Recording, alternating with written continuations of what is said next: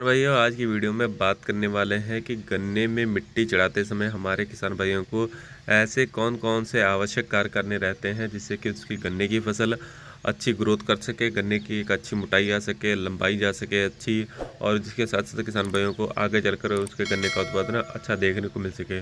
तो आज की इस वीडियो में किसान भाइयों को ऐसे महत्वपूर्ण कार्यों के बारे में जानकारी दी जाएगी जो कि गन्ने में मिट्टी चढ़ाते समय किसान भाइयों को ज़रूर ही करने चाहिए अपनी गन्ने की फसल में।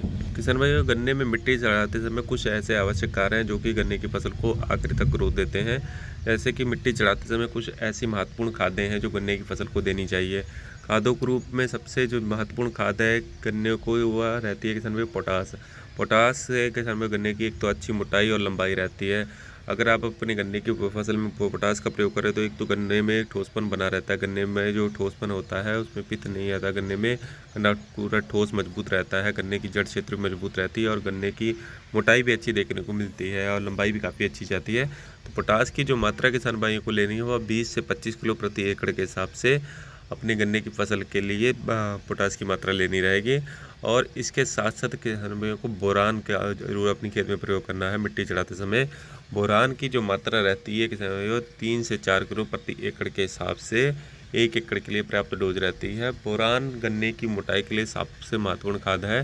बोरान से काफ़ी गन्ने की अच्छी मोटाई चली जाती है। जहाँ पर गन्ने देखने को मिलते हैं कि गन्ने की मोटाई काफ़ी पतली रह जाती है, गन्ने में छिलाई में काफ़ी दिक्कतें आती हैं। गन्ने की जब मोटाई कम रह जाती है तो उसके उत्पादन पर भी भारी प्रभाव पड़ता है। अगर गन्ने की मोटाई अच्छी होगी तो प्रभाव जो गन्ने का उत्पादन पर बहुत ही अच्छा देखने को मिलता है। गन्ने का जो उत्पादन है 1.5 से 2 गुना बढ़ जाता है। तो बोरान की जो मात्रा किसान भाइयों को लेनी है प्रति एकड़ के हिसाब से 3 से 4 किलो लेनी रहेगी।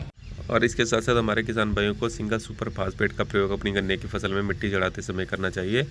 सिंगल सुपर फास्फेट की जो मात्रा किसान भाइयों को लेनी है वह 70 से 80 किलो प्रति एकड़ के हिसाब से लेनी है। सिंगल सुपर फास्फेट भी काफ़ी महत्वपूर्ण खाद है गन्ने में मिट्टी चढ़ाते समय। और इसके साथ साथ 25 से 30 किलो प्रति एकड़ के हिसाब से यूरिया लेनी रहेगी। इन सभी खादों का आपस में मिक्स करके गन्ने में मिट्टी चढ़ाते समय किसान भाइयों को अपने लाइनिंग डलवा कर उसके उपरांत अपने गन्ने में मिट्टी चढ़ा के वो अपने खेत की सिंचाई कर देनी है। आपके गन्ने की फसल को जितने भी प्रकार के माइक्रो न्यूट्रिएंट की जरूरत पड़ेगी और किसान भाई सभी आपके खेत में विद्यमान रहेंगे। आपको किसी प्रकार की कोई भी और खाद देने की ज़रूरत नहीं पड़ेगी। इससे आपके गन्ने की फसल काफ़ी अधिक ग्रोथ करेगी, गन्ने की लंबाई अच्छी आएगी, पत्तियों का आकार चौड़ा हो जाएगा, क्लोरोफिल की मात्रा अधिक पैमाने पर बनेगी, मोटाई अच्छी हो जाएगी और आपका जो गन्ने का उत्पादन है वो आपको काफ़ी अच्छा देखने को मिलेगा। यही कुछ आवश्यक कार्य हैं जो कि किसान भाइयों को अपने मिट्टी चढ़ाते समय अपने गन्ने की फसल में करने चाहिए। कई बार यही कार्य किसान भाई नहीं करते हैं, खाली यूरिया का प्रयोग ही अपनी गन्ने की फसल में करते हैं जिससे कि उनको भारी नुकसान देखने को मिलता है। उनके गन्ने का उत्पादन कम रह जाता है, गन्ने की मोटाई कम रह जाती है, लंबाई कम रह जाती है, गन्ने का आकार छोटा बड़ा हो जाता है जिससे कि कारण उत्पादन पर भारी असर देखने को मिलता है। अगर किसान भाई मिट्टी चढ़ाते समय इन बातों का ध्यान रखें तो किसान भाई को एक अच्छा उत्पादन अपने गन्ने की फसल से देखने को मिलेगा। उम्मीद है वीडियो में बताई गई जानकारी आपको अच्छी लगी और वीडियो में बताई गई जानकारी आपको अच्छी लगी कृपया हमारे चैनल को जरूर सब्सक्राइब कीजिएगा और वीडियो को लाइक करना ना भूलें। धन्यवाद।